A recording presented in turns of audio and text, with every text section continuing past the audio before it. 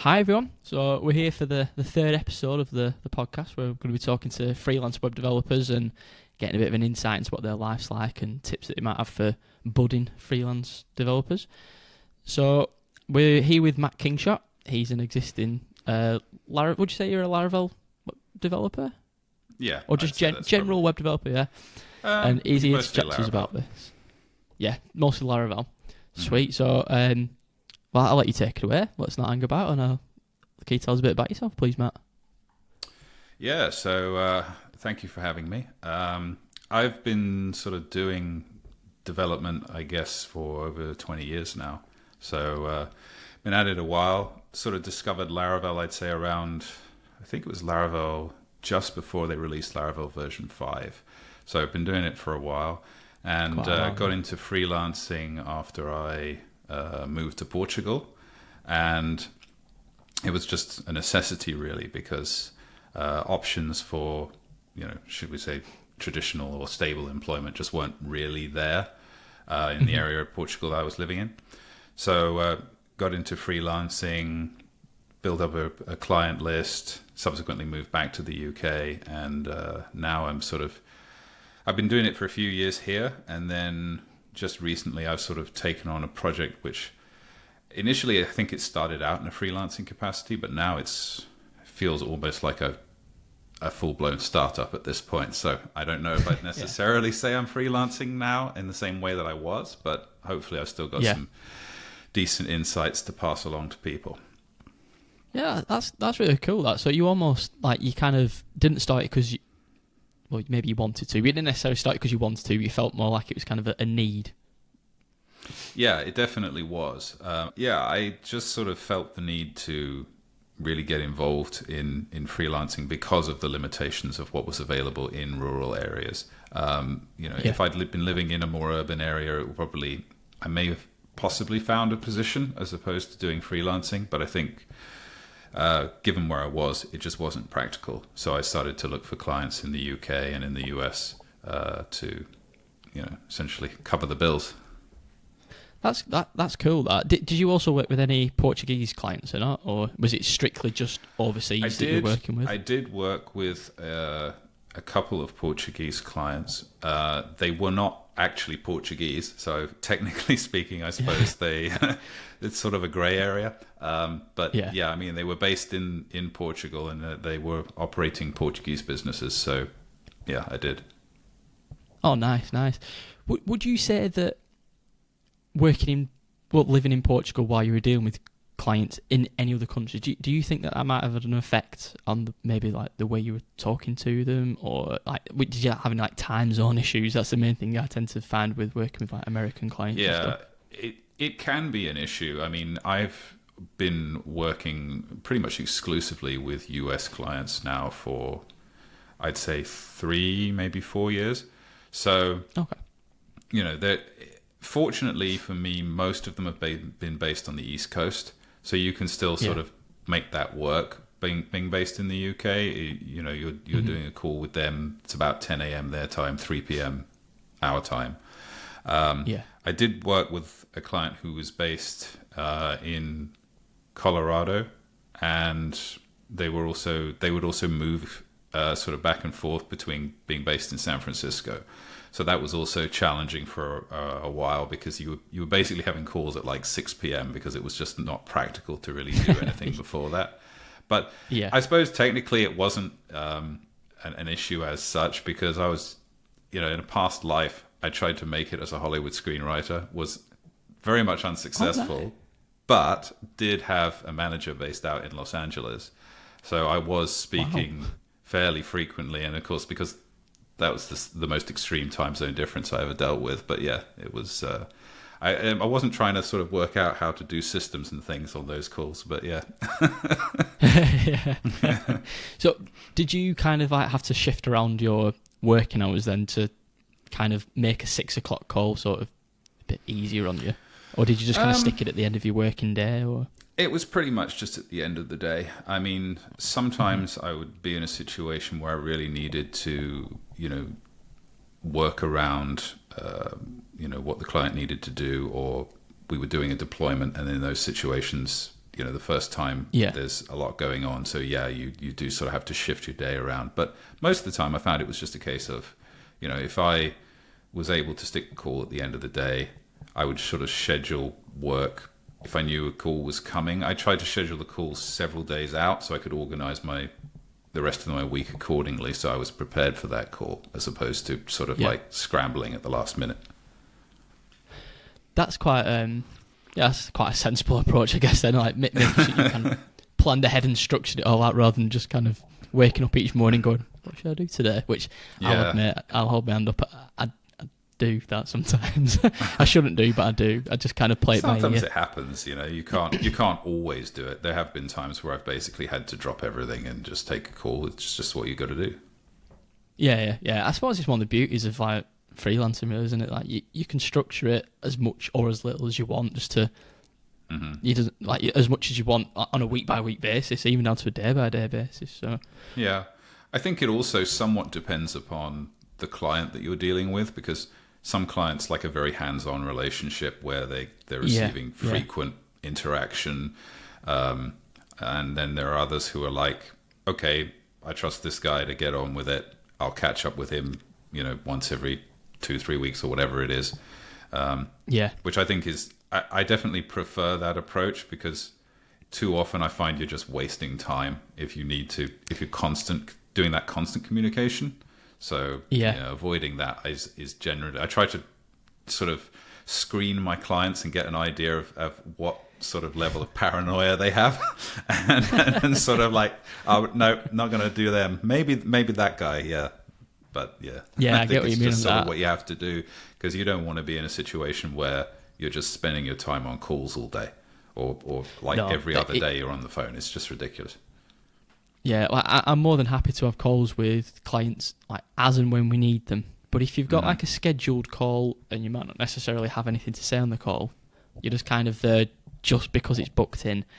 Yeah, it can feel a bit pointless sometimes, although they can be really useful. But I almost find that sending an email, a message, anything at all, like on a weekly basis to a client to say, "Here's what I've done. Here's what I'm hoping to do next week," stuff like that. I think most of the time that's good enough for quite a lot of them, and if they want anything more than that, well, they're paying for it. So yeah, absolutely. I think it's also a case like, put a few screenshots together, make sure they look pretty, and then send them off, and everyone's happy. Yeah. It's like, oh, that looks pretty. He obviously knows what he's doing.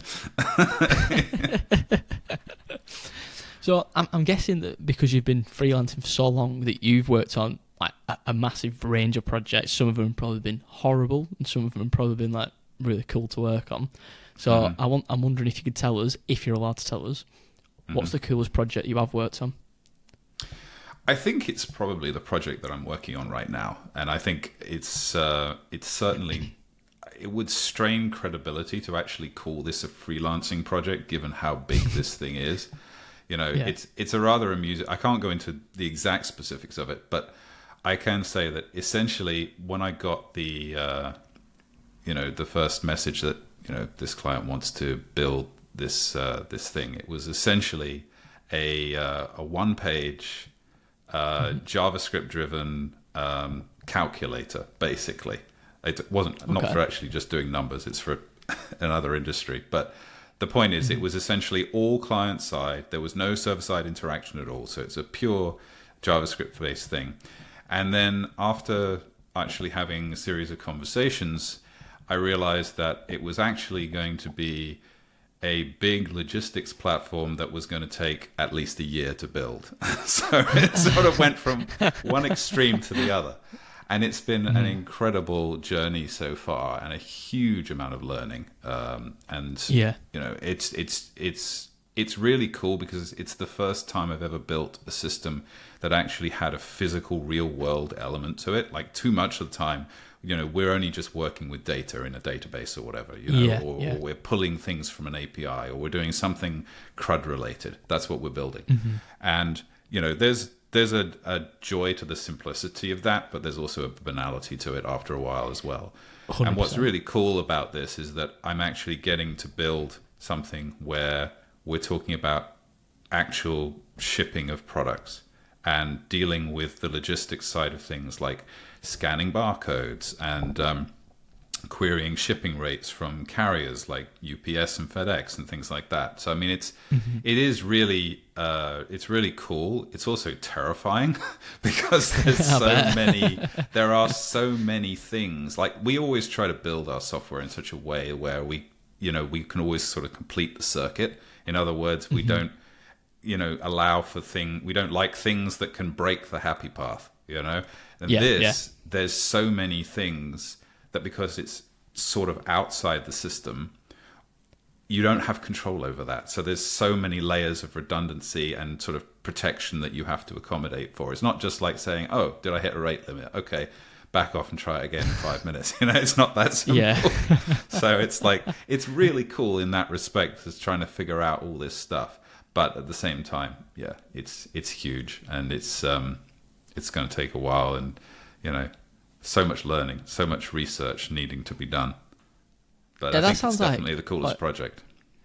Yeah, that does sound like a very cool project. Like you say, having like a real life, like I don't even know the best word for it. It's just there in real life. It's not just, like you say, just digital and CRUD and stuff like that. Because, like you say, it can get a bit boring sometimes, just doing CRUD stuff all day long. So I reckon the extra little element of depth to it is quite nice, especially when you see it actually working as well. Because there's nothing better, in my opinion, than when you release a new feature or a new system or anything like that to production, then it works. Especially if it's working in real life like that as well. I bet that's like quite nice to see. It is. I think I agree with you. I think actually seeing, especially seeing it running live, but also seeing how users are getting real benefit and value from it, I think is very gratifying. For me at the moment, though, it's because it's so far in the future to actually getting to a point where we release this thing. The best I can hope for is seeing all the tests being green. That's as far as I can go. That's always nice. That's always a nice It is always nice, yeah. So I'm guessing then, if that's your coolest project, you've probably got an idea of what your worst project is that you've worked on, or a horrible experience that you might have had that's made you go, like, wasn't nice. So I would say within maybe my first year of freelancing, probably second year, I was introduced to somebody who wanted to build a business, essentially a platform around products that were going to be made in Portugal. And it was going to be kind of like a cross between an e-commerce platform and sort of like a showcase for talented makers of furniture or tiling or all sorts of different things. The problem was that she basically wanted this thing to be built in such a way as everything was bespoke. And the reality was, given what it was, she probably should have just opened a Shopify store. Really, it would have been far more practical. But I just don't think she was really prepared for the complexities of doing something as sophisticated as running an e-commerce platform. And it just, the scope of the project just kept changing constantly.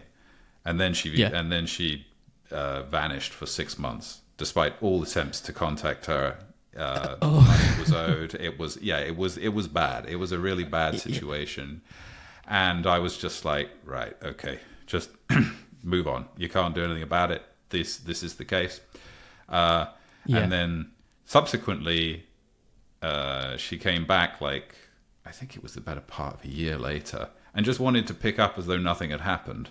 So that I was just I've had that before. I know how you feel with that. It was just really brittle. I was in the middle of, dealing with other projects and things. And even if I had wanted to accommodate that, I was just like, there's just no way. And it was a somewhat acrimonious end, I guess. And you don't, never want a situation like that. But, unfortunately, you do have interactions where clients just aren't perfect. And you just have to try your best, I guess, to make it so that it's not a problem coming from your side. Yeah. I mean, I definitely agree on that. I mean, it's kind of, so far you're the third interview, and the other two have been Simon Hamper, Peter Fox, and everything that you just said then ties into almost exactly the same as what they've both talked about as well. Like, for example, me and Simon were talking about how, like you just said, it could have been a Shopify site. Like, sometimes it is better to just kind of say, yes, you can go for something bespoke, but it's probably not for you. Come back when we need something that is more bespoke and stuff like that. And then with Peter was saying about how he's worked for a client that just didn't pay the contractors, which is kind of in a similar sort of thing to what you said, where like, she just disappearing and money's owed and stuff. And I reckon it could take a really big like mental toll on you as well. Like the emotions of sitting there knowing you've got to get paid, you've spent your time doing something for someone, and they've just kind of just vanished. Like, I know I've dealt with it. The other two have dealt with it. You've dealt with it as well. It seems scarily quite common. I think it is. I feel like that there's a weird disconnect really, because we all essentially operate the same way. We all have bills every month that we have to pay. It doesn't matter who we are or what industry we're operating in. It's always the same. And yet, people are incredibly mindful of that in the sense of when it applies to themselves. So if they're owed money, then it's like, pay me my money, sort of thing. But when it's other people and they, exactly, now. And when it's the other way around, it's just, there's a very sort of casual, or there can be at least anyway, a sort of a very casual, hands-off approach to it. Like, oh yeah, I got your invoice, I'll deal with it. Sort of thing. Yeah. And it can be frustrating. I think you just have to,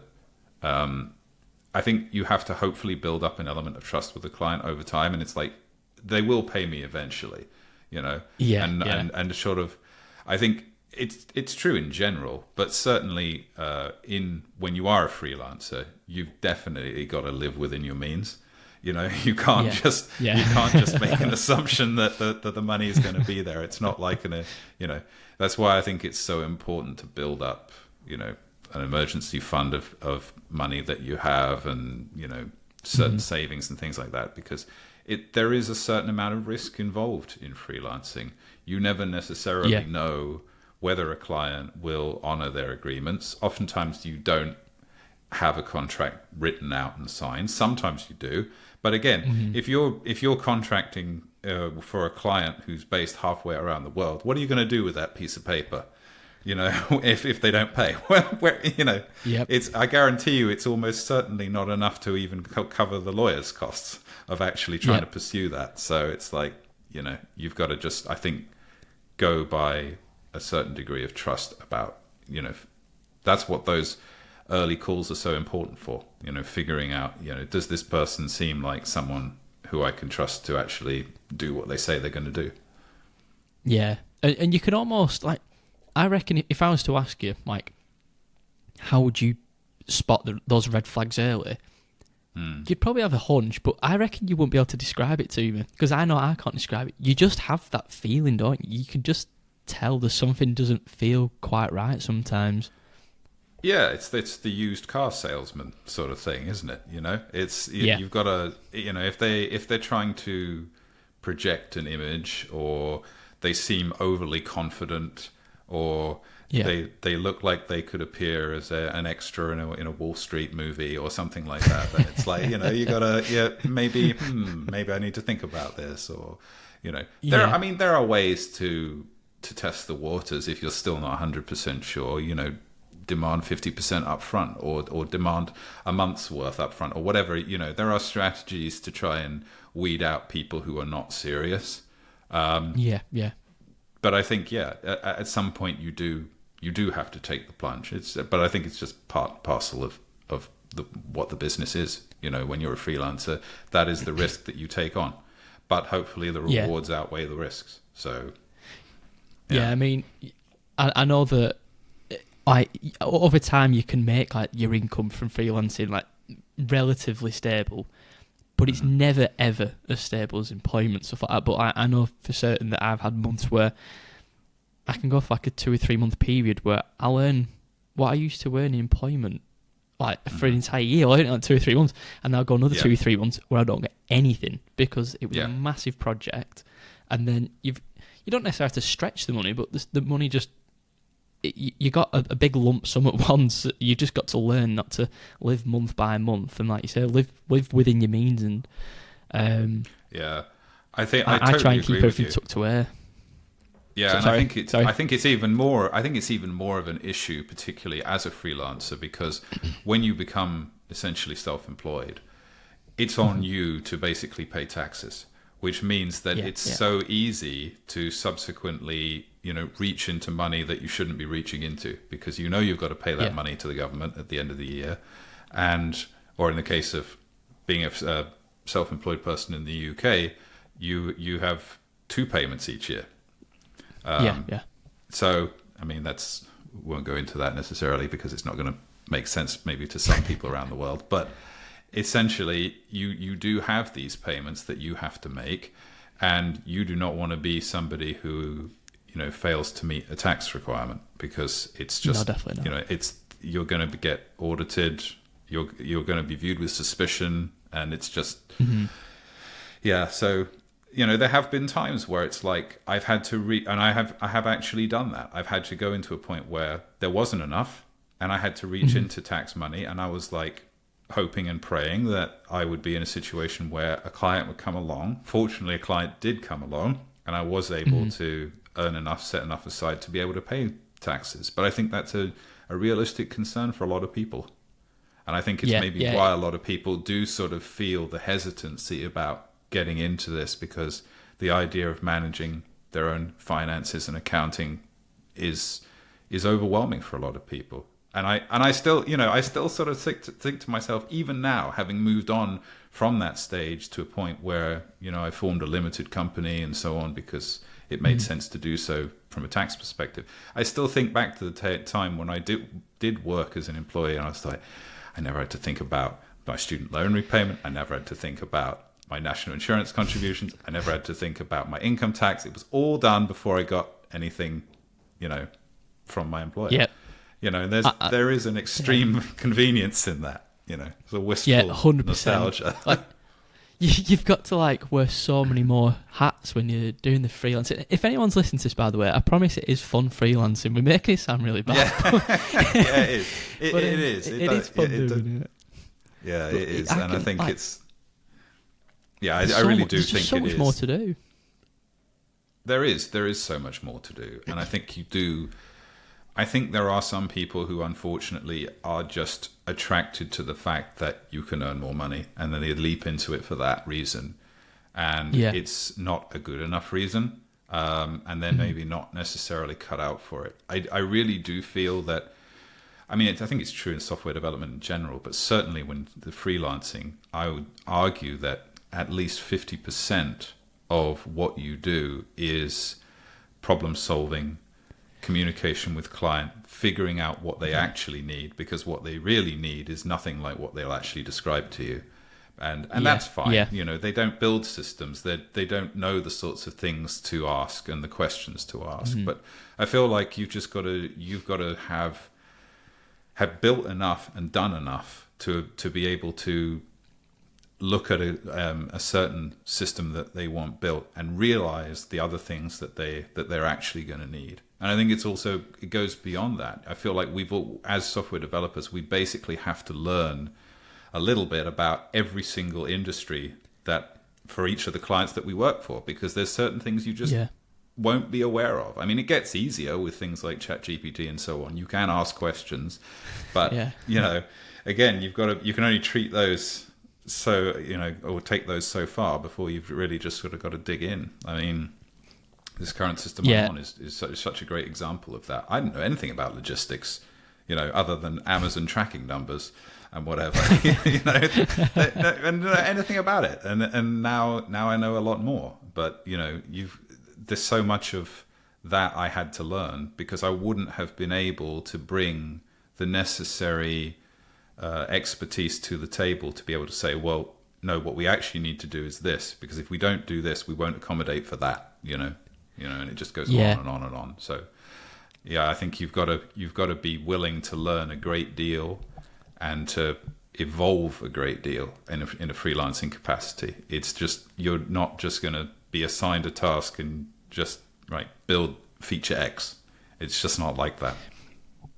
Yeah, I definitely agree with that one. Like, you've got to kind of learn domain logic, like as you like kind of working and stuff on projects, and I get people messaging me quite often on like Twitter and LinkedIn and stuff, and they say, I want to go and start freelancing.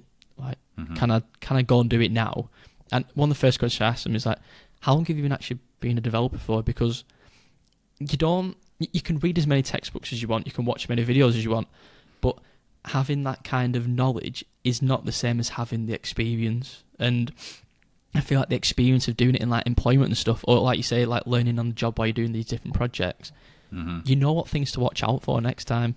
And you don't want to like start a project and then get halfway through building something because that's what they've asked for, and then realise actually it probably wasn't best for them, we should have done something else. And you only kind of pick up that kind of wisdom. Might not be the best word, but I'm going to call it wisdom. Yeah, you kind of get that through experience and time. I think that is exactly it. And I honestly, it's like one of the things that always sort of makes me smile is when you see like a 20-year-old build a marginally successful SaaS, and now they consider themselves a senior developer. And I just think to myself, it's just that's not what it means. It's not what it means at all. You know, it's about being able to work with others. It's about accumulating enough knowledge to know why a particular tech stack is a bad idea for this. It's about understanding how to involve other people if necessary, if the project's big enough. You know, there's just so much that goes into it, and I feel like it's something that kind of needs to be reinforced a lot more, because if you're going to survive as a developer, especially with this AI boom that we're currently in, your success is going to be not in writing code, because we're already seeing that AI is getting better and better and better at doing that.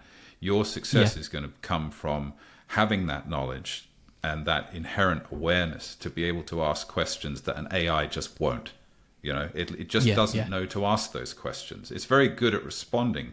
It's very reactive, but it's not active. It won't know, and it will never really be able to get to the bottom of what a client actually needs.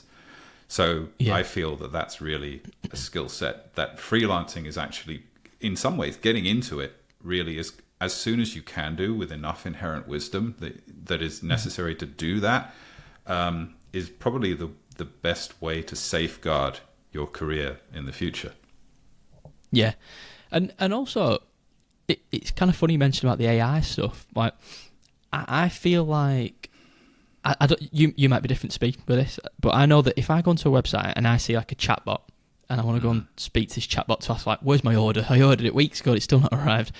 Yeah. I don't want to speak to an AI chatbot. I want to speak to a human being. And I feel like that's something which a lot of clients, no matter how big the AI stuff might get, which don't get me wrong, is amazing. And I do use it every single day to help me like in PHP Storm and stuff. But I feel like that human element with clients is always, there's something that there's always going to be clients out there, they want that. They want to speak to a human developer. They want us to like solve their problems, basically, because I guess that's what we do at the end of the day. We solve problems with code for a living. Yeah, I think that's absolutely true, but I don't even argue that it's an AI thing necessarily. I think it just comes back to a fundamental distrust of computers that people have, especially people who aren't developers. I mean, as developers, we have a better understanding of what these things are and how to talk to them. But most people don't, frankly, and they don't really like talking to them because they're not used to the way that these sorts of things interact with us. It's just fundamentally different. And I mean, obviously, we see it a lot more with older people, especially, and there's always been issues with tech and so on. But I think it's also an awareness of just the fact that most of the time, a computer is not going to be able to solve your problem. You know, this is inevitably like the first thing. Like, well, it doesn't make any difference whether it's online or whether it's on a phone system or whatever. And it's like, first, in your own words, describe exactly what you would like us to help you with. And the first thing I'll say is speak to a person, because I know I'm just going to waste time by doing it. You're just going to waste time by doing it. And I feel like there has been an attempt to try and sort of replace a lot of human interaction, and I just don't think it's going to go very well. I mean, I think AI in general is going to be helpful in a whole bunch of areas, but I think it's almost like it's very good at doing certain tasks. Like if you're hyper precise with your prompts and things, and so on, say for what what you want from it, then yeah, it's great.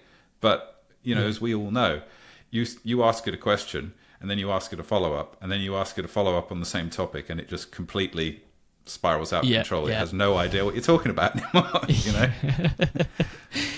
Yeah. And also sometimes you'll ask it a question. Like, I'm going to use ChatGPT as an example just because it's the one I'd most frequently use. Like, you ask it a question and it's extremely confident, but when you're looking at it that that's not right. Like, it makes things up. Like, you might ask it, like, how do you do X, Y, and Z in Laravel? And it says, if you just run this command, and you're like, that command doesn't exist. You've just made that up. Like, but somebody else could read that and copy and paste random pieces of code into their computer. They don't know what they're doing. Thankfully, we do, or at least we have a bit of a skill to kind of look at it and get a general gist of it. I think you're absolutely right that this is something that kind of is a reason, I guess, why I don't feel we'll ever really be replaced in its entirety. I think certainly junior developers are going to find it much harder to get in because they don't have the second part of the experience. They've only got the developer side of things from learning university or boot camps or whatever it is, and they don't have that wisdom, and I don't necessarily know how easy it's going to be for them to get that wisdom, because they feel like they're going to be cut out more and more. But it is a case where I don't think it's ever going to truly replace us, because it's like you say, it just hallucinates. And I think there was a wonderful story I read not so long ago where some sort of business manager or something was saying that he was going to be able to replace his software development team. He didn't need them anymore because he was just going to use AI to create a system, and he demonstrated it in this like YouTube video or something. Okay. And people were saying, developers were saying, well, what about testing? And he said, oh, that's fine. The AI write the test too. And I'm just like, well, if the AI has written the test, how do you even know if the tests are doing what they're supposed to be doing? This sort of thing. It's like, maybe you've got some people who are prepared to do this on like a very basic level and where there's limited risk. But you're talking about some larger businesses. They're never going to be able to do that because they open themselves up to potentially horrendous lawsuits and all sorts of things about, exposing data and whatever because systems weren't locked down properly. And you can't trust an AI to just do that. You need someone to be able to hold to account. You can't hold an AI to an account. It's not it's not going to work. No, yeah, definitely not. No, yeah, because like you say, I feel like when you're first starting as a junior, you're pretty much just a code monkey, aren't you? Someone just turns to you and says, write this, and you just write it. You don't really know why you're doing it. You're just doing it because you've been told to do it, and then over time you kind of pick up on the little pieces. And I feel like quite a lot of the learning at that stage also comes from you doing stuff like in your own time. I know it's a bit of a controversial topic with some people. They like to say like you don't have to do programming as a hobby to be a better programmer, but I feel like you kind of do. And I might get slaughtered for saying that, but I think it's certainly the case early on in your career. I think just because of how much there is to learn, I think if you just restricted it to what you do within your working hours, you'd maybe be doing yourself a bit of disservice. But I don't think it should be something that you feel like you have to do forevermore. There are some people who, coding is their life. They love it. It's what they want to do from the moment they wake up to the moment they go to sleep. And that's great. Those sorts of people are fantastic and they normally come out with some amazing things. But, the rest of us, I feel like when we don't have that mindset, we shouldn't feel pressured into doing it. And we've got other responsibilities as well, especially as you get older. You get married, you have kids, you have mortgages, there's other things you need to concern yourself with. And you shouldn't feel pressured into doing it because I don't think it's necessary. But when you are free of all that sort of things, those sorts of things, you can and probably should spend a bit more time benefiting yourself in the long run by creating open source and tinkering around with things and playing around with things and developing a greater understanding, because it will serve you later on. 100%. But I mean, I'm totally guilty of the fact, especially lately. I mean, I don't think I do a single bit of programming outside regular hours, because I'm 40 as it is anyway. I feel like I've learned enough that I don't need to do that if I don't want to do that. And and I'm kind of at the point now where it's like I did a bunch of open source work. I tried to post a lot on Twitter and whatever, and I just got thoroughly burned out by it. And it's like, okay, I need to focus on what's important here, which is making sure that money comes in each month to pay the bills. Yeah, I mean, I think maybe I need to kind of backtrack what I said a little bit, and I'll append to it what you said. You don't necessarily need to have to work outside of working hours, but it's beneficial when you're first starting out. I think agreed. A good analogy that I once got from like my driving instructor when I was learning how to drive when I was 17 was, when you're doing your driving lessons, you're not learning how to drive, you're learning how to pass your test.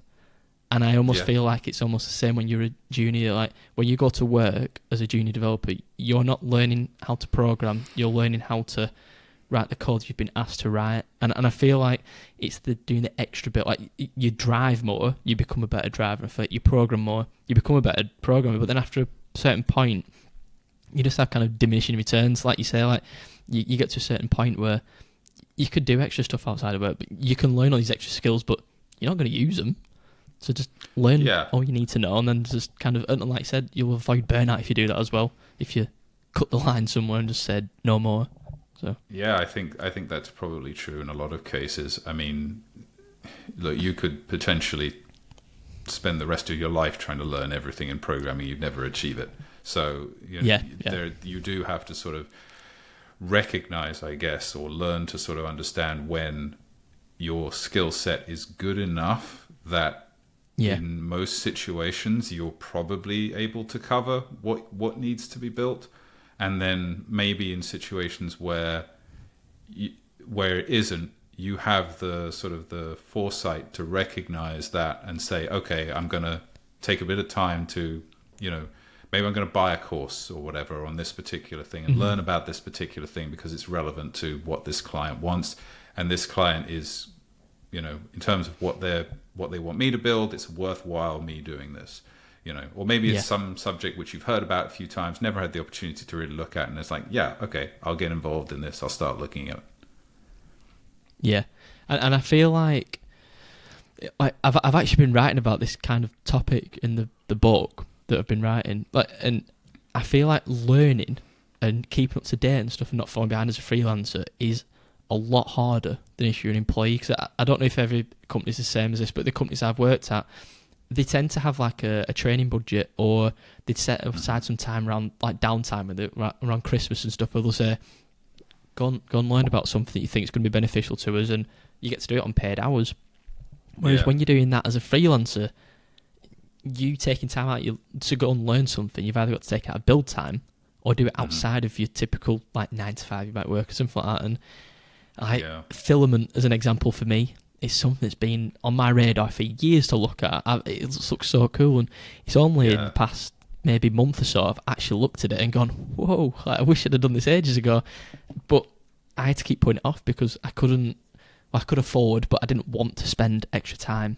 Like I couldn't afford the time to go and read about it, and I feel like that's something that a lot of people struggle with.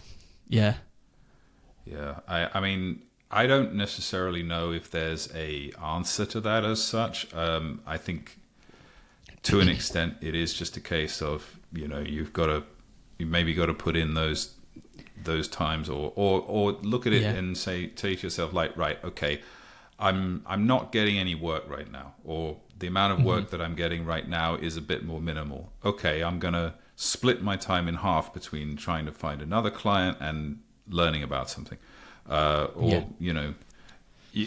mean, you can try to put it in at the weekend or at the end of the day, but again, it's a question of practicality for a lot of people. If you've got if you've got a partner, if you've got children, if especially if they're young children, the question of practicality of that is,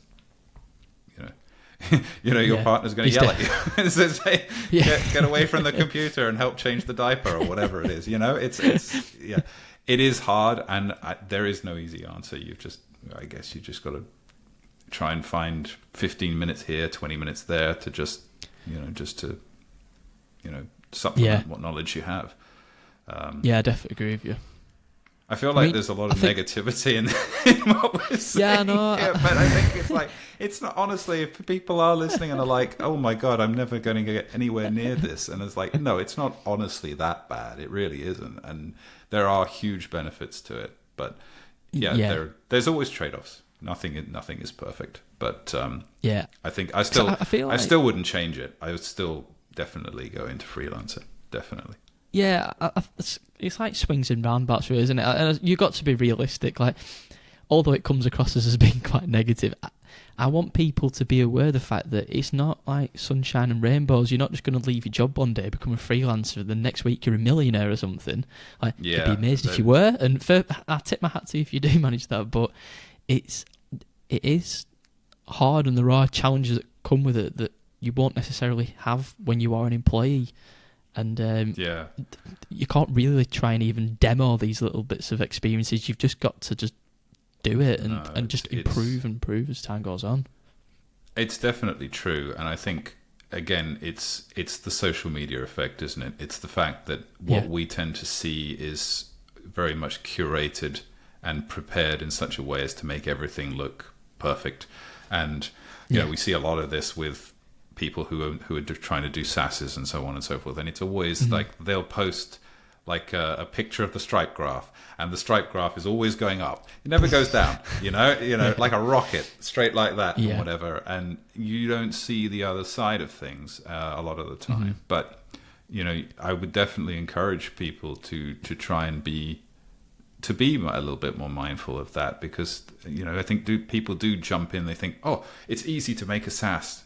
Yeah, it is easy to make a SaaS. Yeah. It's hard to make money with a SaaS, because there's so much more to it than just what we see. And I think I would also argue that social media has given us a very unrealistic perception of what this industry is actually like. It's not all roses and everything's just perfect and it all flows and so on and so forth. It just isn't like that.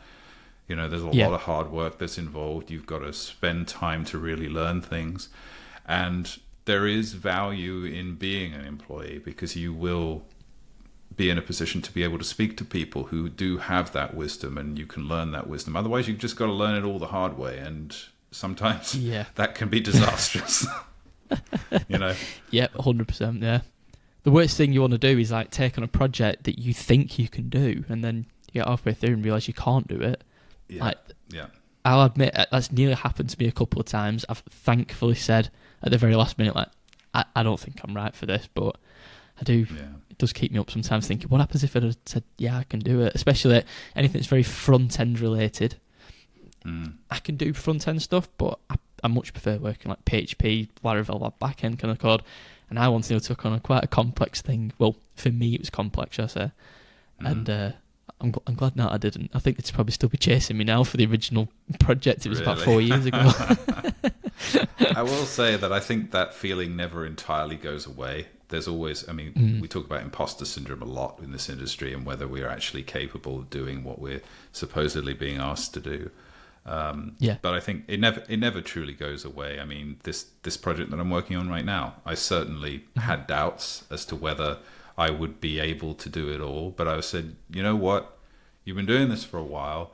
On a technical level, you should be fine here. You just got to, do the necessary research and figure out what things to ask and what things to figure out and so on and so forth. And you should hopefully be all right. And it's like, okay, I'm getting there. Still learning, still figuring it out, but getting there, But I think it brings up a very sort of good topic for freelancing in general, which is like trying to figure out, is a project right for me? Is the scope of this project too much? And I think there's like this sort of sliding scale, really, where when a project is small in scope, it's very easy to estimate, or it's a lot easier to estimate what are the number of hours or days that are going to be necessary to do this, and is it within my skill set to be able to do it. But the bigger the project gets, the more broad strokes it becomes. It's like, are we talking weeks? No, we're probably talking months, or maybe even years. And at that point, it's like, it's a total crapshoot. Hopefully your experience can help you a bit to sort of figure some of this stuff out. But other times when you're talking about a very big project, it's just going to get bigger, because these projects always do, because there's so much more that hasn't been answered yet. So I think a very good thing that freelancers do need to do is to generally try to be able to spot what those projects are, and if there's likelihood for extensive scopes creep. It doesn't necessarily mean you can't do it, because maybe you really like the project and maybe you're happy to actually engage with that.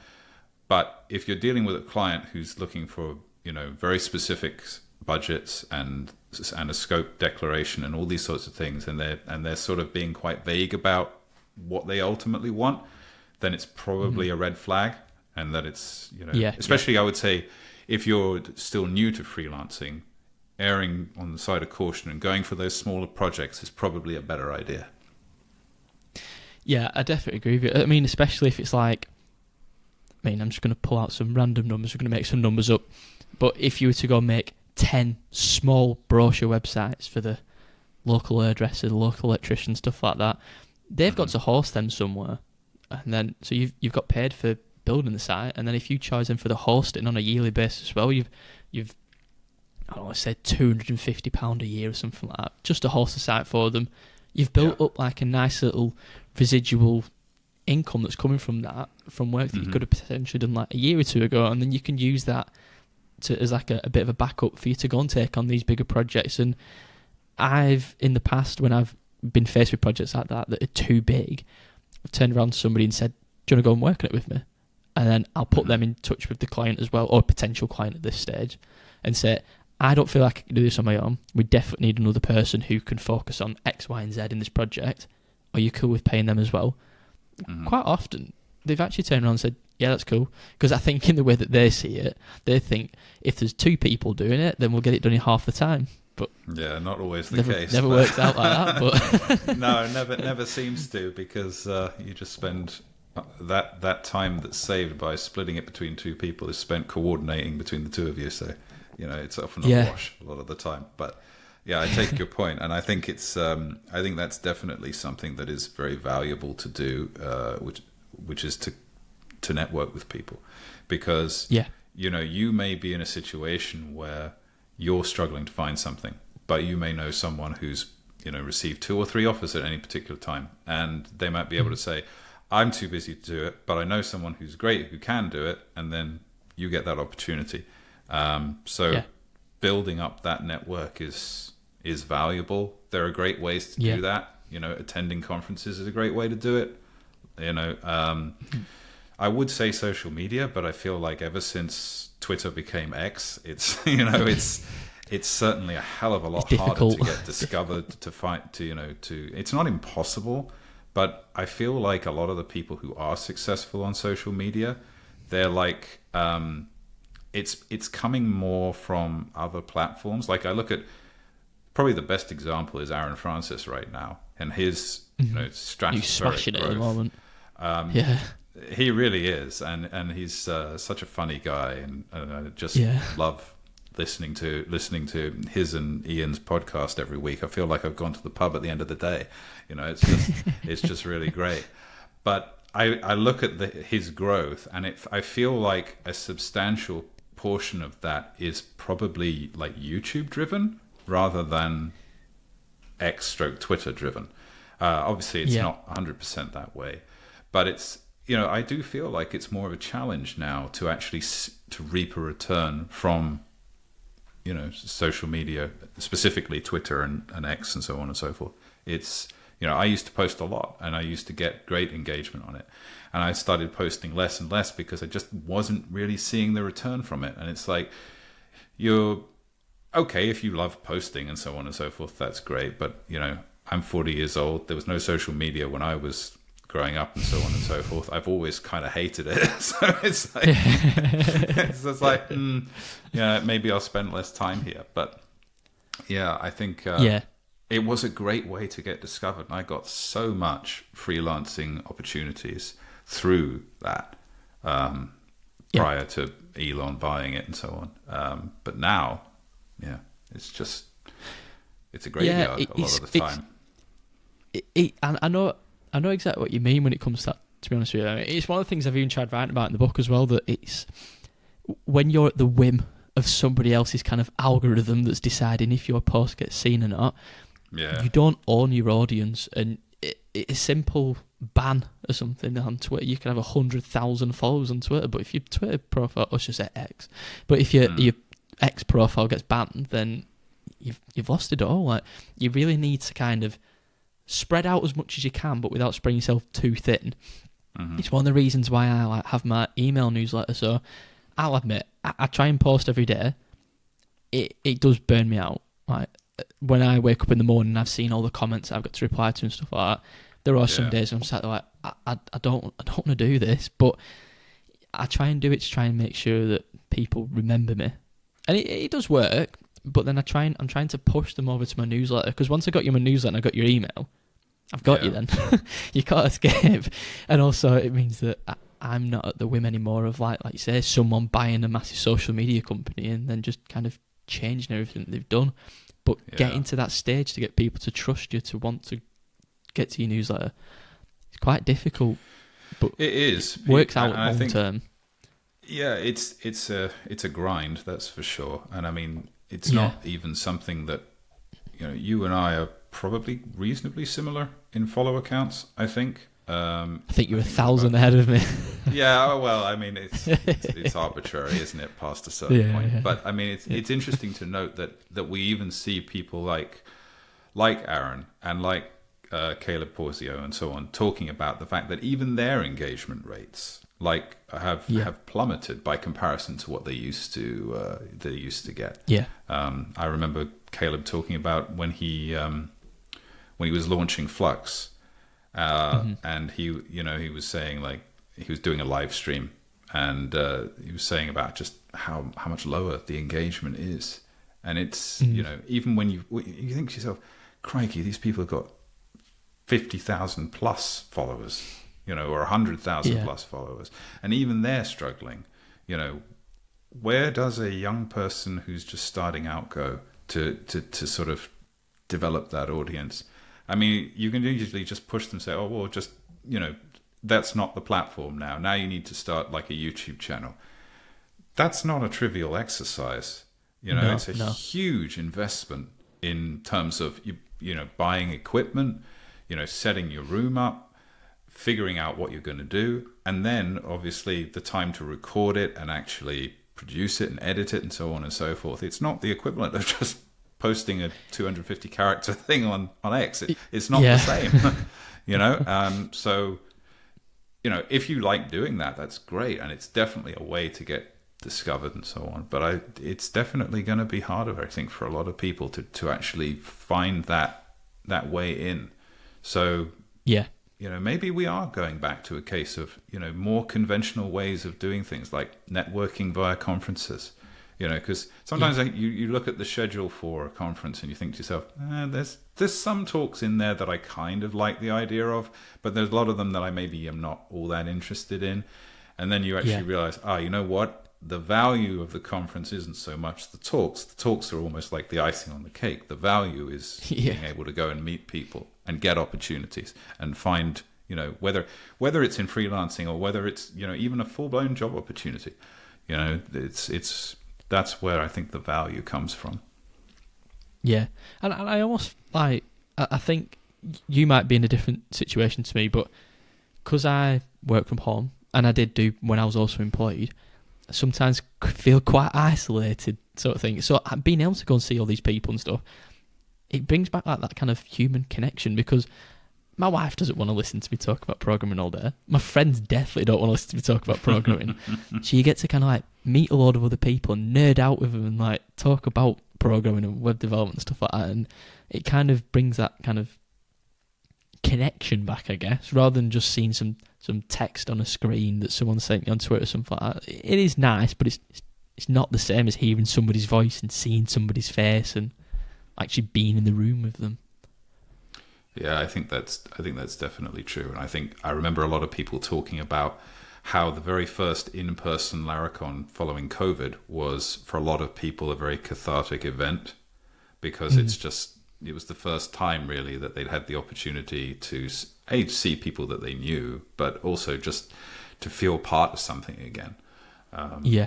So yeah, I definitely do agree that there is value in trying to get out of the home office in a freelancing situation, and to meet people and talk with them and so on and so forth. Because yeah, obviously networking is great for opportunities, but mental health is definitely a factor as well. It's so easy to make the mistake of being at home and thinking to yourself, well, I'm at home, so should I not be in the office right now instead of watching TV or whatever? And it's like, yeah, you finding that suitable work-life balance is very important. And I think networking can help you to do that, because even though you're technically still talking about work, it's not quite the same. There's a social element to it as well. There's mental health value there too. Yeah, 100%. So I'm gonna ask you a bit of a weird question. I've asked Simon and Peter this on the past 2 interviews, and I'm going to ask you the same weird question now. So bear with me, because I promise it is going somewhere. So 10 fingers and 10 toes. I'm glad we checked. Yeah. So let's imagine that we've got a time machine, and I'm going to send you back to go and meet Matt Kingshott on the very first day that you're starting some freelancing, and you're allowed to give past Matt Kingshott one piece of advice, no more.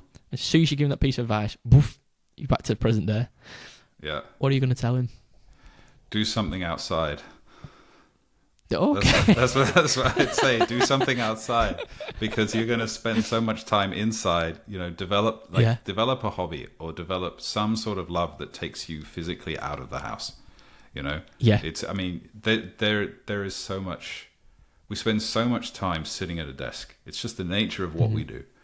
So finding a hobby, or developing a love for something that allows you to go outside, whether it's walking, hiking, running, anything like that. I would definitely impart that advice, because health for me, I think, has always been an issue, and it comes from just sitting at a desk all day. It's not like there's necessarily a malignant side of me which is kind of like, no, I refuse to do anything other than eat fried chicken, which I don't eat fried chicken anyway because I'm a vegan, but that's another topic. But it's like, it's not like, okay, so right, I'm gonna have like candy sitting on the table and just all night long or anything like that. But it's just your metabolism slows down from sitting down all the time, and it only gets worse as you get older. So I would say, developing that, I think, is probably in some ways perhaps the most valuable thing you can have.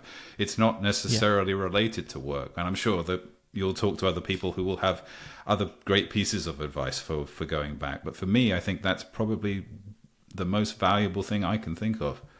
No, to be honest, it's very. I wasn't expecting to say it, but the more I think about it, the more I agree with you. Just getting a bit of sunlight, or like you said, just being outside, doing a sport, going on a walk, anything like that. I mean, I don't know about you, but half my best ideas, especially for programming-related problems, come when I'm on a walk. I end up walking on the street, recording my voice like a bit of a weirdo if anyone sees me, saying like, "Oh, when you get home, make sure you try this and this and this, and it might fix the problem." And especially if it's a nice little escape. Especially if you do have a problem and you can't figure out exactly what it is. Going away from the computer is usually the best thing you can do to solve it. So, would you say there's like a kind of hobby in particular that you do that's outside that helps you with anything like that, or? Well, this was about me giving advice to my younger self. It doesn't mean I followed my own advice at this point. No, I try to get out and walk most days, because I often find it's the best way to, especially at the end of the day, it's the best way for me to decompress from what I'm doing, especially what I'm doing right now, because there is a huge amount going on upstairs. and I do want to try and disconnect from it. I have been debating joining a gym, but at the same time, I'm kind of, these days apparently gyms are mostly filled with with people filming themselves to post on social media and whatever, and I'm not sure I would necessarily want, side fat to end up in a shot. So, I'm still debating that. Maybe I'll walk a little bit more, or possibly try running, and maybe then consider it when I've lost a bit of weight. But yeah, maybe not till then. I'm sure that you'll enjoy it. I mean, I've found that if you were to see me in real person, you'd very much doubt me. I'm very tall and skinny, but I do go to a gym just to try and like stay active and stuff. And my experience in the 4, maybe 5 that I've been to is no one really cares. No one really they don't even look at you when you walk in. You've got it in your mind that you're going to walk in, everyone's going to stare at you, go, oh, what's that guy doing here? But that judgment, they're just not bothered. But it is difficult when it's stuck in your head that is what you expect people to do, though. And then I suppose it just eases off, I would say. Kind of like the imposter syndrome, I guess, with freelancing. Like, it just gets easier, but it never goes away. Yeah, I think it's definitely true. I think it also doesn't help. Like, I've always yo-yoed with my weight. I sort of start sort of like when I was around 2023. I was like super heavy, and then I lost a huge amount of weight, and then I started lifting weights and things, and then COVID happened, and I sort of sank into a hole, and I probably put pretty much all of the weight that I had back then back on again. So it feels like I'm like the actual SAS graph, on Stripe, like this, as opposed to. Thankfully, it's not all going that way, but yeah, that's like that's basically going. Nah, that's good to know though, that you can lose it back again, because I know a lot of people they do struggle with that, don't they? Like they've put it on and then they're kind of stuck there, and it's a vicious cycle. So at least there's like light at the end of the tunnel if you decide to go to the gym. I say that it's like it's definitely, I've been trying to lose it now, and it's much harder now because I was 23 when I lost it before, and now I'm 40, so there's a big difference there. But yeah, hopefully so. But I'm sure despite this massive tangent, essentially, what I would say to my younger self is value health, and especially mental health. Yeah. So we've talked about like things in the past, and we're going to change it and go into the future now. So where do you see yourself going? What is there any? Have you got any plans, or like for freelancing? Are you going to carry on freelancing, start up a business, back to employment, anything like that? If you're giving it a thought. Well, given what this project is ultimately becoming, I have, assuming it works out, I have a feeling that it'll probably turn into essentially a full-time role anyway, because I just don't think, given the scope of it, that it's necessarily practical to be able to deliver it and then step away. I just don't think that's realistically viable. But, I think assuming,